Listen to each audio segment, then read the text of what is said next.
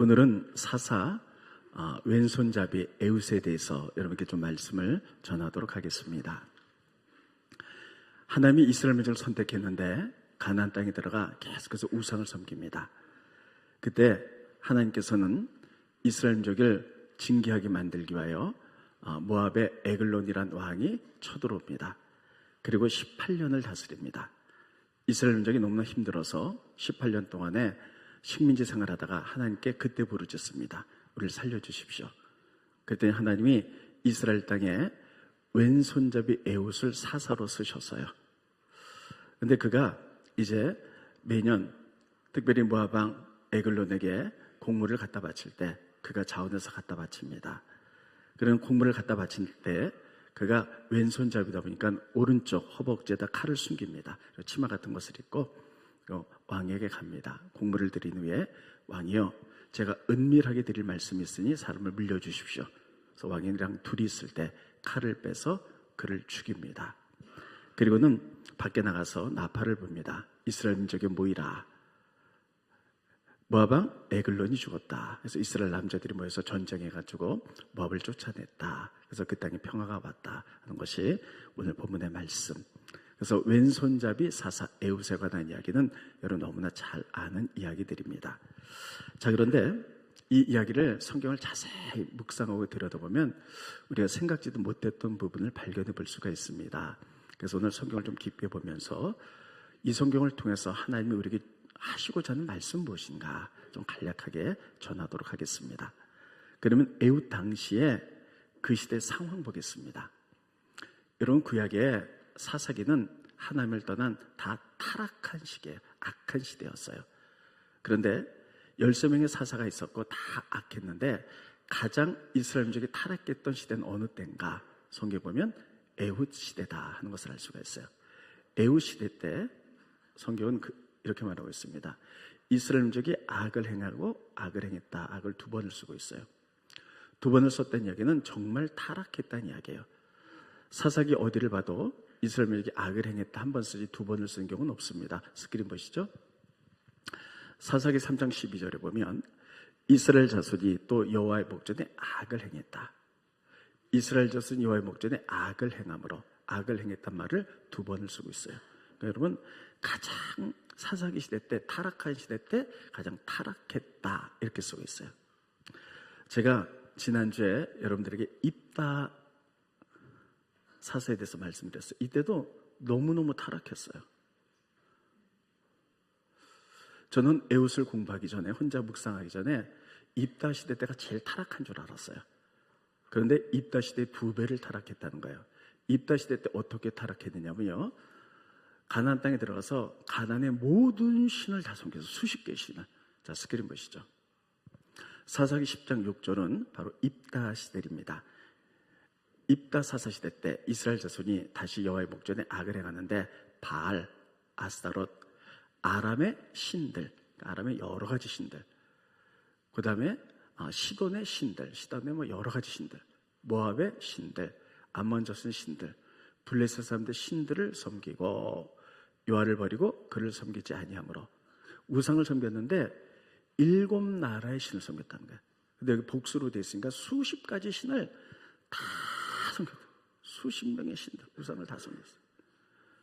근데 하나님이 우상 섬기지 말라 그랬는데 우상 섬기지 말라는 이유는 우상이 들어오면서 우상에 갖고 있는 타락한 문화들이 같이 들어온다 그랬어요. 여러분, 이스라엘 민족이 누굽니까? 하나님 선택한 민족이에요. 그래서 제사장 국가로서 가나안 땅에 들어가 전 세계 복음 전하라. 하나님 그렇게 세웠는데 들어가자마자 모든 갖가지 우상을 다 섬기고 타락한 문화를 다 가져. 입다 시대 때 그랬다는 거예요. 그런데 에훗 시대 때는 이거의 2배, 그만큼 악을 행하고 타락했다. 그러니까 여러분, 사사기는 하나님을 떠난 타락한 시대 이야기인데 가장 타락했던 때가 에훗 시대다 하는 것을 알 수가 있어요. 뿐만 아니라 이스라엘보다 더 나쁜 게 이웃 나라죠. 이방 나라보다 더 타락했다는 거예요. 에훗 얘기가 나오기 앞에 온니엘 사사 얘기가 나요. 그거 비교해서 쓰고 있는데 에훗을. 그때는 그들이 타락하자 어떤 왕이 그들을 섬겼냐면, 자, 스크린 보죠. 구산 리사다임이에요. 여호와께서 이스라엘에게 진노하사 그들을 메소포타미아 왕 구산 리사다임의 손에 팔았다. 근데 악한 왕 메소포타미아의 구산 리사다임, 구산 리사다임, 그 타락한 왕의 이스라엘 민족에 맡겼다는 거예요. 이 구산이란 말은 뭐냐면 대통령, 왕이란 뜻이에요. 리사다임이 이름인데, 리사다임이 뭐냐면 너무나 악한 왕이다, 이런 뜻이에요. 그러니까 이방의 그 타락한 왕도 악하다는 걸 딱 한 번 썼는데, 이방과 비교해 볼 때 에우 시대는 이방보다 더 악했고 이스라엘 사사시 대 가장 악했던 시대다, 이렇게 표현하고 있어요. 그러니까 여러분, 얼마나 악했는지, 타락했는지를 짐작할 수가 있겠어요. 여러분, 구약 성경은 하나님과 나와의 관계를 신랑 신부로 생각하지요. 근데 만약에 제가 결혼을 했는데 저희 아내가 저를 버리고 여러 남자하고 음란아이를 했다고 생각해봐요. 이 남자하고 바람 피고 저 남자하고 이 남자하고 다 바람을 폈다 생각하면, 여러분, 그 끝까지 사랑하고 사시겠어요? 여러분 같으면? 네? 못 살아요. 저도 못 살 것 같아요. 근데 하나님이 이스라엘 민족을 아내로 삼았잖아요, 영적으로. 그래서 그렇게 사랑했는데, 여러분, 이스라엘의 모든 영적으로 행하면서 이신 저신 다 섬기고 음란하고 타락하고 이렇게 타락했다는 거예요. 저 같으면 다시는 안 봅니다. 그런데 하나님이 그래도 이스라엘 민족을 사랑하는 거예요. 이게 에우 시대 때예요. 두 번째, 에우 시대 때는 상황은 어땠냐? 종려나무 성읍 여리고 성을 빼앗겼다는 거예요. 이렇게 쓰고 있어요. 자, 스크린 보십니다. 사사기 3장 13절은 에글론이 암몬과 아말렉 자손들을 모아가지고 와서 이스라엘 쳐서 종려나무 성읍을 점령한지라. 종려나무 성읍은 어디냐면 바로 여리고성이에요.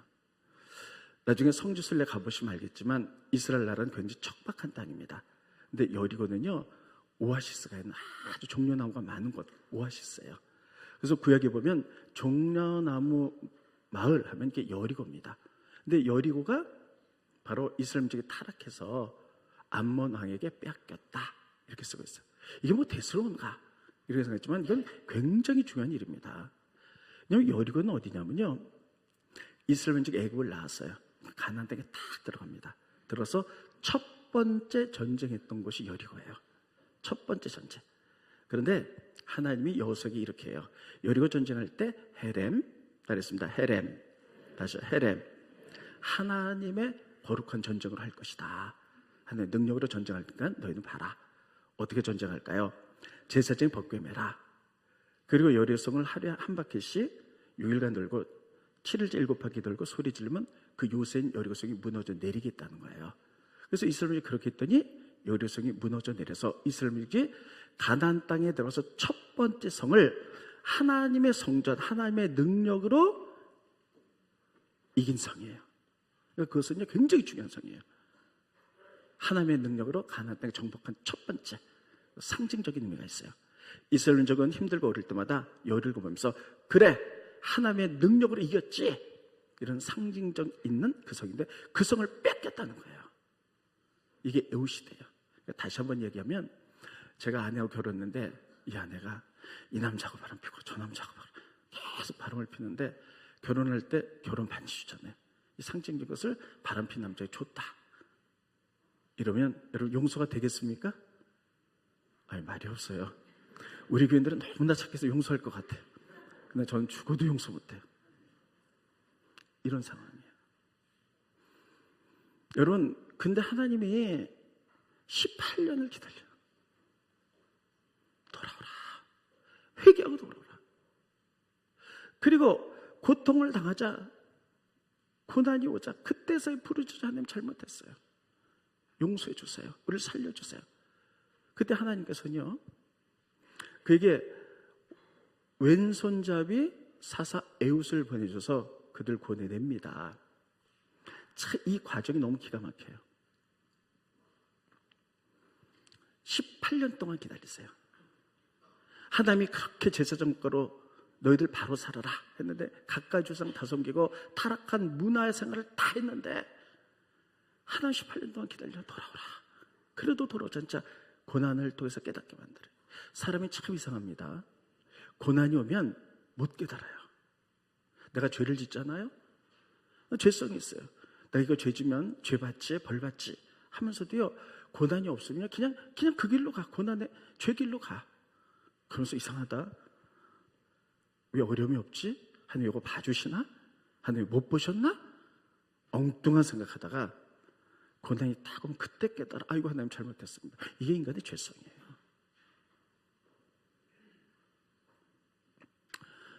여러분, 그럼에도 불구하고 하나님 우리를 사랑하세요. 그렇습니다. 그럼에도 불구하고 우리를 사랑하시는 하나님. 그렇게 각가지 다 우상을 섬기고 타락한 문화 속에 살아서 18년을 기다렸는데도 하나님이 그 18년 동안 계속 돌아올 기다리는, 그렇게 타락했음에도 불구하고 이스라엘 민족을 사랑하시는 하나님. 참 이게 하나님의 사랑입니다. 여러분, 우리가 지금 사순절을 보내고 있어요. 오늘 사순절 2주입니다. 그런데 예수님이 사순절 기간 동안에 돌아가시 전에 어떤 일을 하셨냐면 자기 사람들을 끝까지 사랑하셨다라고 성경이 그렇게 기록하고 있어요. 스크린 보십니다. 요한복음 13장 1절에 보면 유월절 전에 예수께서 자기가 세상을 떠나 아버지께로 돌아가실 때가 이른 줄 아시고 세상에 있는 자기 사람들을 사랑하시되 끝까지 사랑하시라. 이게 하나님의 사랑이에요. 한번 따라 해보겠습니다. 세상에 있는 자기 사람들을 사랑하시되 끝까지 사랑하시니라. 끝까지 사랑. 자기를 배반하고 우상을 섬기고 타락했다 할지라도 하나님을 선택한 사랑이기 때문에 끝까지 사랑하는 거예요. 그럼에도 사랑하는 거예요. 이게 하나님이 우리에게 보내주신 하나님의 사랑인 줄 믿으시기 바랍니다. 우리는 지금 사순절을 지나고 있어요. 사순절은 뭐냐면 예수님 십자가 지셨죠. 지시기 전부터 40일 동안을 예수님 고난에 동참하는 거예요. 예수님 내 죄를 위해서 십자가 달려 돌아가셨지. 그것을 기억하면서 우리 40일 동안에 같이 고난, 그것을 묵상하면서 주님과 동행하며 하나님 뜻대로 살아가는 거예요. 여러분, 우리들이 타락했음에도 불구하고 우리를 끝까지 사랑하셔서 당신의 독생자를 보내시고 십자가에 죽기까지 사랑하신 하나님, 이 기가 막힌 사순절을 보내면서 우리가 해야 될 것은 뭐냐면요, 주님 뜻대로 살아보자는 거예요. 따라해보겠습니다. 주님 뜻은 거룩이다. 거룩은 신앙의 목적입니다. 신앙의 목적은 부자 되는 거 아니에요. 신앙의 목적은 성공하는 거 아닙니다. 신앙의 목적은 거룩이에요. 우리가 신앙생활을 잘하면 축복은 저절로 오는 것뿐입니다. 따라했습니다. 신앙의 목적은 거룩이다. 그러니까 예수님이 그럼에도 불구하고 십자가 지어서 돌아가셨기 때문에 그 사랑에 감격하여 우리도 주님대로 살아가는데, 그래서 여러분에게 제가 숙제를 드릴 거예요. 사순절 2주 기간에 내일부터 일주일 동안 우리가 한번 거룩하게 살아보자는 거예요. 이 시대는요, 거룩한 시대가 아니에요. 또 사람들이 거룩을 열망하지도 않아요. 지난주에 여러분 뉴스를 보시면서 깜짝깜짝 놀라잖아요. 젊은 가수들이 정말 영화에서는 나올 법듯한 일들이 벌어졌어요. 성을 사고 팔고, 그래서 동영상에서 유포하고 경찰과 유착돼 있고, 이제 20하고 30살 청년들이 거룩을 다 잊어버린 시대예요. 우리는 내일부터 한번 일주일 동안 거룩한 영적인 나시린이 되보시기를 예수님의 이름으로 축원드리겠습니다. 그래서 나시린, 성경 보면 제사장과 구약에 보면 특별히 레위인들은 거룩하게 살았어요. 근데 평신도 가운데 정말 거룩하게 살려고 하는 분들이 있어요. 그때 그들은 나시린 서약을 합니다. 이들이 나시린이에요. 주님, 제가 무엇을 해서 약속합니다. 거룩하게 살겠습니다. 어떤 사람은 한 달, 어떤 사람은 6개월, 어떤 사람은 몇 년, 어떤 사람은 평생 나시는 서약하는 사람도 있어요. 그래서 나시는 서약하면 여러분 거룩하게 살아가는 거예요. 그래서 이때는 어떻게 하는 거냐? 첫째, 술을 마시잖아요. 술을 통하여 사람이 취하면 범죄가 되잖아요. 술 마시잖아요. 세상 거 끊겠습니다. 죽음 만지지 않아요. 죽음은 뭐냐? 죄로부터 들어가기 때문에 죄를 끊겠다는, 거룩하게 살겠다는 거예요. 세 번째, 머리카락 자르지 않아요. 그래서 내가 만약에 6개월 동안 나시는 서약을 하면 거룩하게 살겠습니다. 그 열망으로 한다면 6개월 동안 머리를 안 잘라요. 그리고 6개월 이전에 머리를 잘라가지고 하나님께 불러 태워서 제사 드려요. 그러니까 나시린이 뭐냐면 하나님 뜻대로 거룩하게 살아보겠다는 거예요. 저는 여러분들이 하나님이 부르셨고 그럼에도 불구하고 하나님의 사랑을 경험해 봤기 때문에 이번 사순절 2주째만큼은 우리가 한번 나시는으로서 거룩하게 살아보기를 예수님의 이름으로 축원드리겠습니다. 그래서 우리가 좀 각각 상황 다 달라요. 근데 내가 거룩하게 살기 위해서 무엇을 해야 될지, 무엇을 내려놔야 될지 각자 결정해 보세요. 거룩하게 살기 위해서 내가 내려놔야 될 거. 그렇습니다, 주님. 내가 일주일 동안 거짓말하지 않아 보겠습니다. 일주일 동안 제가 게임하지 않겠습니다. 일주일 동안 제가 인터넷 보지 않겠습니다. 또 더 거룩하게 일주일 동안 제가 기도 생활에 힘쓰겠습니다. 그래서 시간을 정해놓고 기도하겠습니다. 일주일 동안 제가 말씀 열심히 보겠습니다. 선을 행하겠습니다. 여러분 각각 달라요. 여러분 주어진 상황 속에서 내가 영적인 나시린으로 거룩을 회복하기 위하여, 왜냐하면 그럼에도 불구하고 우리를 사랑하시기 때문에 애우시릴 때 그렇게 타락했는데도 하나님은 끝까지 기다리세요. 그래서 여러분 우리들이 한번 거룩하게, 이 거룩은 훈련을 통해서 되는 거거든요. 이번 일주일 한번 약속해 보세요. 저 한번 이렇게 보겠습니다. 속으로 여러분 마음속에 와닿는 거. 사업하는데 거짓말 한번 안 해보겠습니다. 제가 주에 한번 앉아볼게요. 일주일 동안 한번 애써보세요. 이게 하나님이 우리를 사랑하는 것에 대한 보답인 줄 믿으시기를 예수님의 이름으로 축원드리겠습니다. 따르겠습니다. 신앙의 목적은 거룩이다. 거룩해요. 거룩하게 사시기 바랍니다.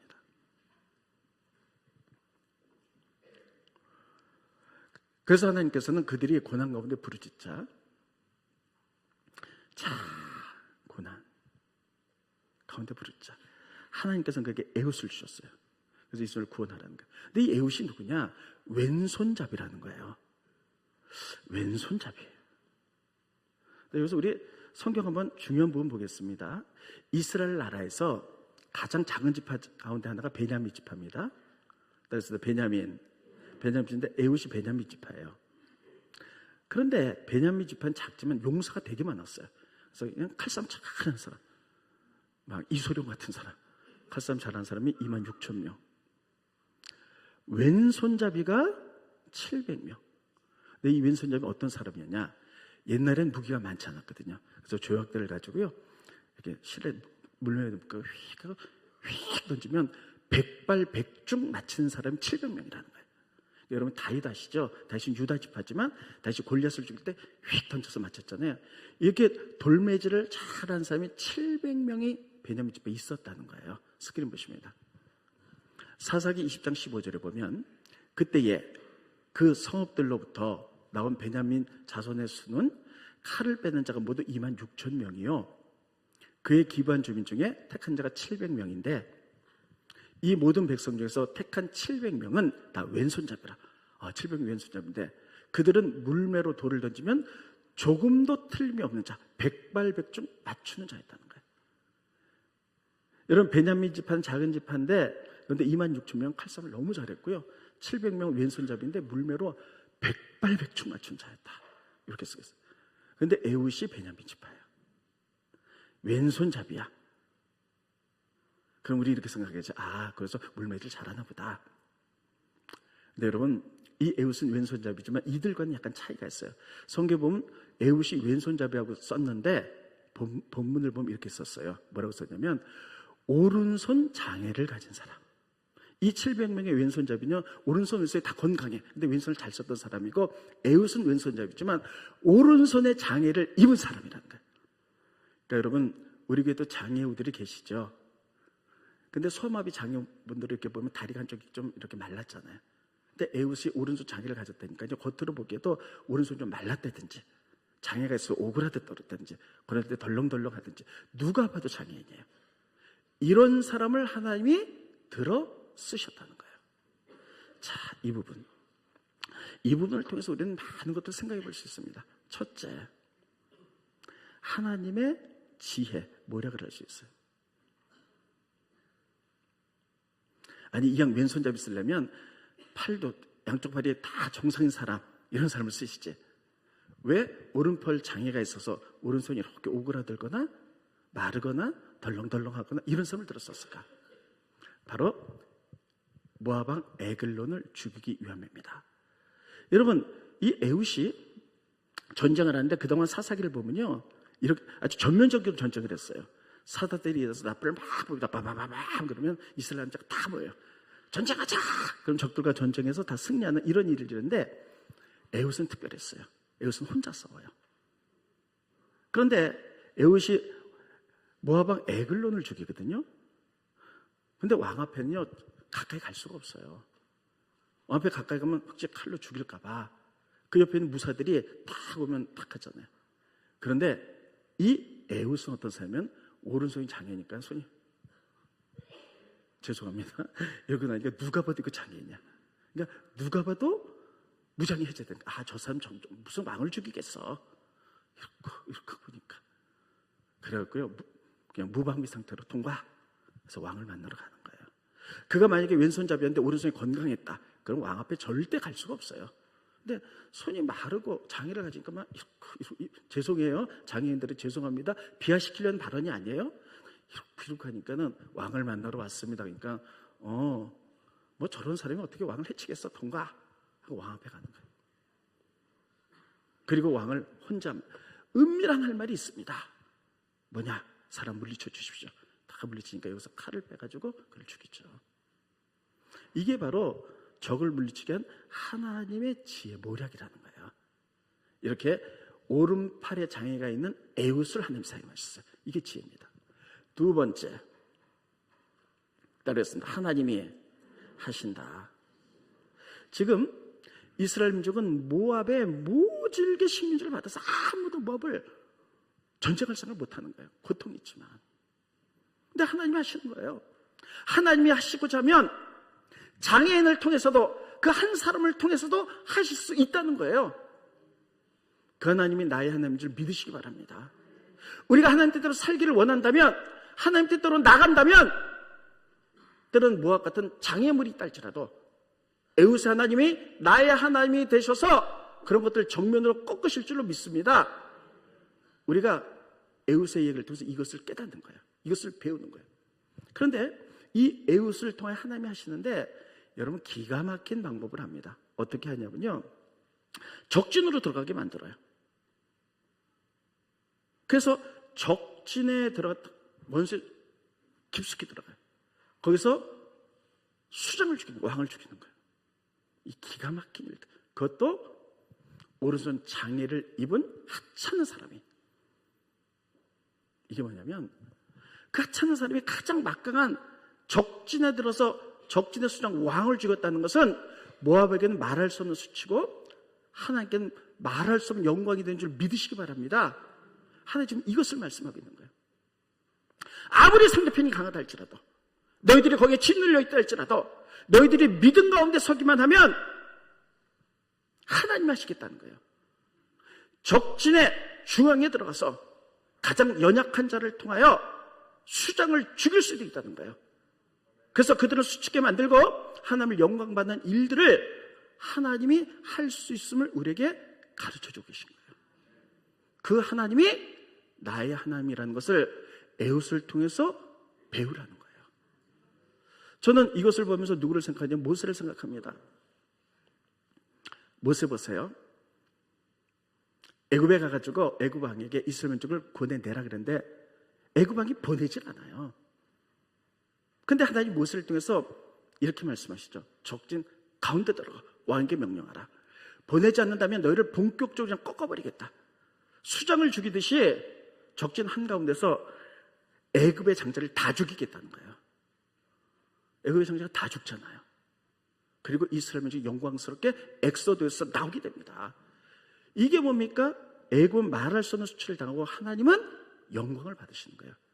이런 전쟁을 에훗을 통해서 하나님이 하셨다는 것을 우리에게 보여주고 있는 것이 에훗의 이야기입니다. 저는 지난주, 지지난주에 사사기를 혼자 공부하고 혼자 묵상하면서 정말 대단하신 하나님이다. 그럼에도 불구하고 가장 타락한 시대, 사사기의 가장 타락한 그 시대, 에훗 시대 때, 그럼에도 불구하고 그들을 용서하고 기다리고 그들이 부르짖자 끝까지 사랑하신 하나님, 그 하나님, 나의 하나님, 그 하나님이 우리를 구원하시기 위해서 십자가 지기서 이 땅에 오신 지 사순절이에요. 그렇다면 우리는 하나님과 동행하고 해요. 하나님 원하는 거 해야 되잖아요. 거룩하게 살아보시기 바랍니다. 내가 뭐를 내려놔야 될지, 주님이 기뻐하는 거룩에서 뭘 해야 될지를 기억하시고 내일부터 한번 그렇게 살아보세요. 이게 훈련되지 않으면 절대 못 살아가요. 두 번째, 왼손잡이에요. 베냐민 집회는 오른손 건강했지만 왼손잡이가 많았지만 에훗은 왼손잡이 있지만 오른손 장애를 가져서 이게 말라 비틀어서 막 이랬을 거예요. 왜 그런 삶을 썼을까? 하나님의 지혜. 그렇지 않으면 에글론 왕에게 다가갈 수가 없었어요. 에글론 왕을 다가서 죽이기 위하여.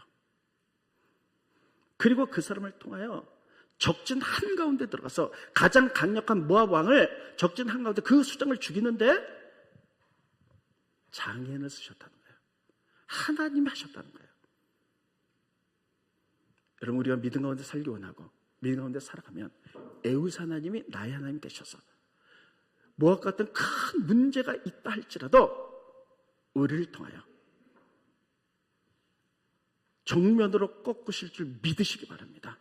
그 하나님이 나의 하나님이 되시기 때문이에요.